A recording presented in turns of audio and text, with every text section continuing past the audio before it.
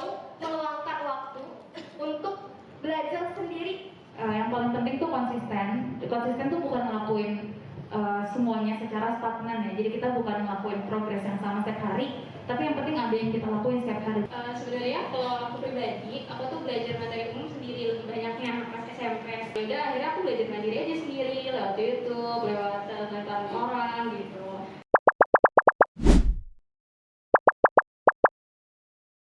Pernah nggak sih kalian merasa bingung atau cemas mikirin masa depan kuliah? Tenang, nggak sendirian kok kalian.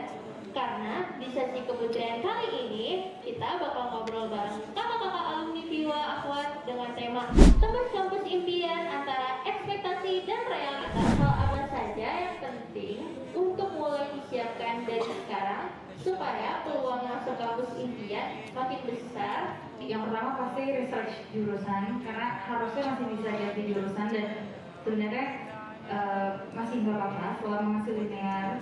Terus tentunya prestasi-prestasi yang linear sama jurusan kalian. Jadi kalau bisa prestasi yang kalian masukin di SNBP itu harus linear. Contohnya kan dulu aku masuk sistem informasi. Sistem informasi itu kan ada matkul IT, matkul bisnisnya, sama mathematics.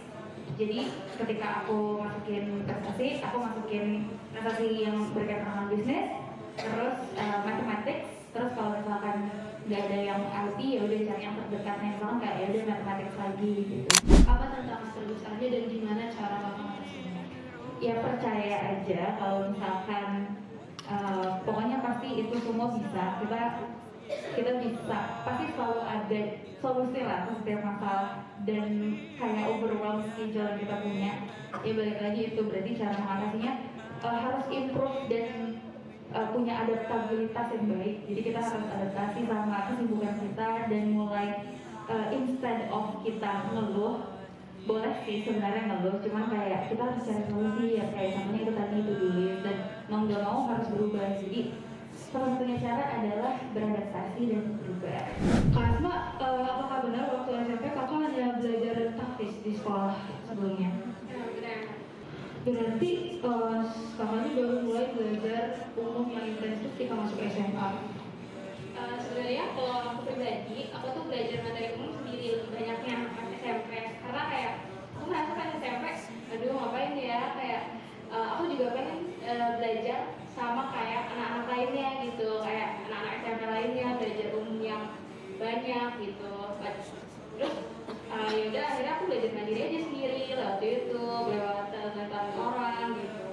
Menurut kakak, apa perbedaan paling kentara antara persiapan SNBT dan SNBP? Kalau tahun aku ya, pas tahun aku kan disesuaikan dengan SNBT ya, kita semua tryout, itu eligible-nya diambil dari komponen penilaiannya diambil dari tryout kan. Jadi aku benar-benar berusaha banget buat tryout pas itu, karena aku juga mau ngincer eligible yang tinggi gitu supaya memudahkan aku buat SNBP. Gimana sih cara kakak mempersiapkan SNBT selama masa SMA kakak, dan apa tantangannya yang paling berat, dan gimana cara menjaga konsistensi kita biar kita nggak gampang menyerah gitu? Mau meluangkan waktu untuk belajar sendiri. Jadi kadang kalau misalkan aku biasanya ngambil di waktu sore atau waktu malam, aku biasanya menyendiri teman-teman. Aku berusaha untuk setidaknya mengerjakan satu dua soal atau setidaknya menonton video materi UTBK.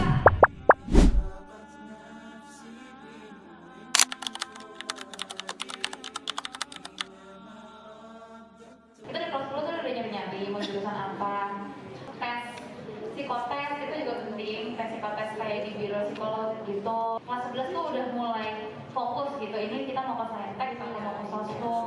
Terus kelas 12 minimal fakultasnya lah, misalkan kayak mau ngambil fakultas teknik atau fakultas ilmu komputer atau fakultas kedokteran atau FMIPA. Jadi kalau misalkan fiksasinya biasanya ke kelas 12. Yang penting kita yakin dan itu jurusan yang kita tahu gitu, resiko kita ngambil itu tuh apa. Terus yang penting ketika kita milih jurusan, pertama kita tahu apa yang mau kita pelajari, terus kedua tujuan kita apa, ketiga kalau ngambil jurusan ini pas lulus kita mau ngapain, terus ilmu ini bisa kita apply ke mana, gimana cara kita bisa balik lagi jadi impactful pakai si ilmu yang kita pelajari ini. Kita udah tahu semuanya dan udah mempertimbangkan dari segala aspek. Dari situ kita akhirnya bisa tahu jurusan yang kita mau apa dan sesuai dengan karir yang kita inginkan. Jangan lupa istiqoroh, karena kalau dulu angkatan aku masya Allah kita benar-benar yang diusahakan untuk ada gitu saat istiqoroh dari kelas 10, kelas 11, kelas 12 kan.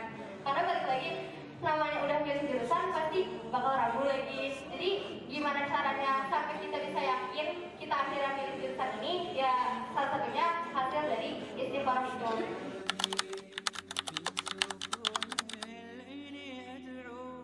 Jadi beasiswa yang aku dapetin tuh beasiswa unggulan dari Cambridge Desmond. Untuk timeline sendiri itu pas sebelum masuk kuliah kira-kira bulan Juni atau Juli itu udah submission, cuma tiap tahun bisa berubah-ubah atau diundur, udah pasti. Terus benefitnya apa aja? Kalau benefitnya UKT itu dibayarin full dari kementerian.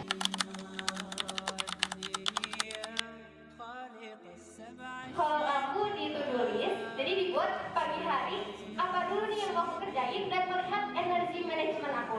Karena teman-teman, fun fact ya, setelah aku kuliah aku merasakan kalau energi manajemen itu jauh lebih penting daripada time management. Jadi kalau aku mengkotak-kotakan waktunya pagi, siang, sore, dan malam.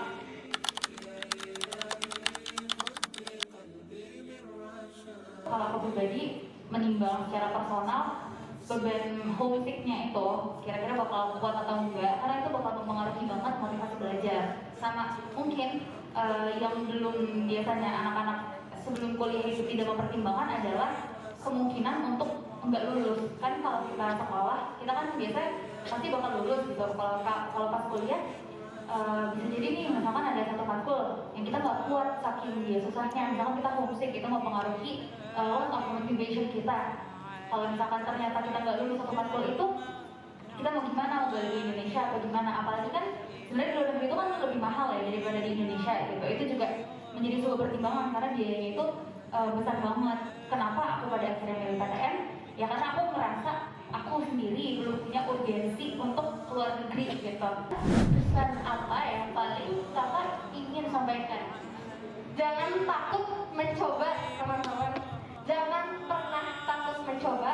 Kayak ibaratnya terabas aja semuanya, jangan takut. Selama itu baik, selama gak keluar dari syariat, teman-teman, terabas aja semuanya. Karena lebih baik gagal tapi sudah mencoba daripada belum mencoba sama sekali. Intinya adalah kalau kalian tahu kalian punya mimpi dan kalian tahu kalau mimpi kalian itu berarti bagi kalian pasti akan melakukan hal apapun itu, kecil apapun itu dari sekarang buat mendapatkan mimpi itu.